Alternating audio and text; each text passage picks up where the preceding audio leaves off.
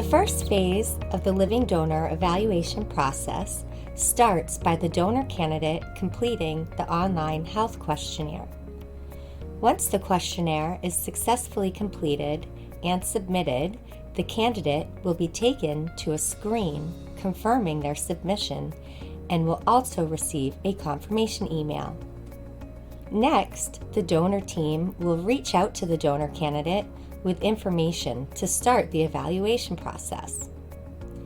The phone number to set up a Mass General medical record number will be provided if the patient does not have one already, and a variety of educational material will be provided to the donor candidate, including a link to this video.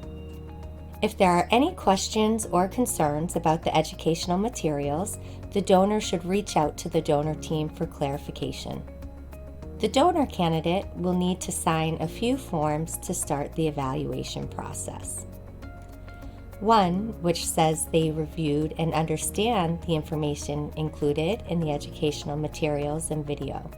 An informed consent form to start the evaluation. And finally, a release of information which allows the donor team to obtain medical records from their primary care doctors for review. The information the donor team is looking for from the primary care doctors consists of a physical exam, including height, weight, blood pressure, medical and surgical history, and any age-appropriate cancer screening tests such as a colonoscopy, mammogram, or pap smear. Once the records and results are reviewed, the donor candidate will be contacted by the independent living donor advocate, then given information about blood and urine testing, including a 24-hour urine collection. Depending on the donor candidate's medical or family history, additional tests may be ordered. For instance, if there's a strong family history of diabetes, the donor candidate will likely need to do a glucose tolerance test to make sure their risk for diabetes is low. For phase 2, if the lab results look good, the donor meets with the Mass General donor team. The appointments include meetings with one of the nurse coordinators, the social worker, and the nephrologist or kidney doctor. In some cases, an appointment with the psychiatrist may also be scheduled. If the team agrees that it is safe to move forward with the evaluation, the donor comes to Mass General for another day of appointments and testing. The donor gets a CT scan of their abdomen to look at the anatomy of the kidneys, including size of each kidney, the arteries and veins going in and out of the kidney, and any abnormalities such as stones or cysts. There is a small risk that the donor candidate could have an allergic reaction to the contrast given for this test, and there is exposure to a small amount of radiation.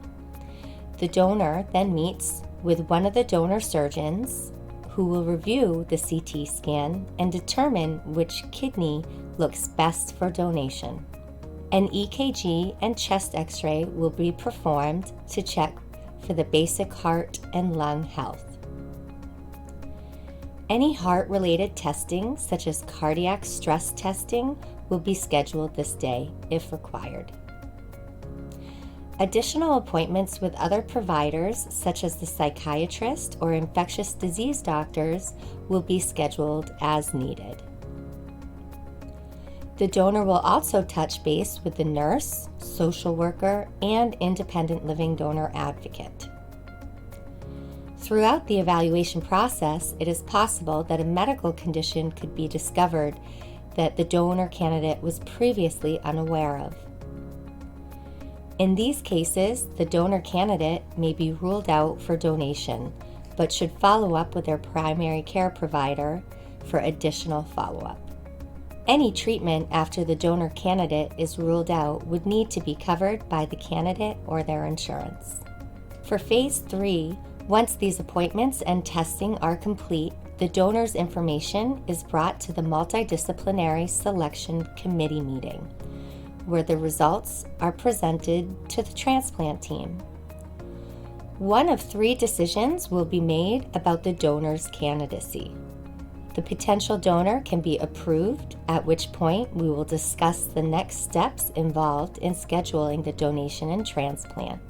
Or the potential donor can be deferred or put on hold if additional information or testing is required before a candidacy decision can be made.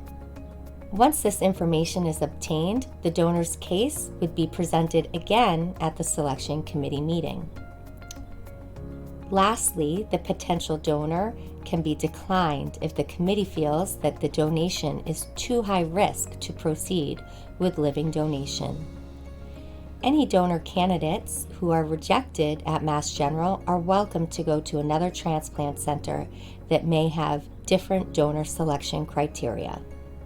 The donor team will share the committee's decision with the donor candidate, and an official letter will be provided. If the donor candidate is approved, the donor and recipient teams will determine a date for surgery, or will begin the process of entering the donor and recipient pair into the paired exchange program. Once that date is set, the donor will receive information regarding the preoperative testing and appointments, which will take place 1 to 2 weeks before the scheduled donation surgery date at Mass General.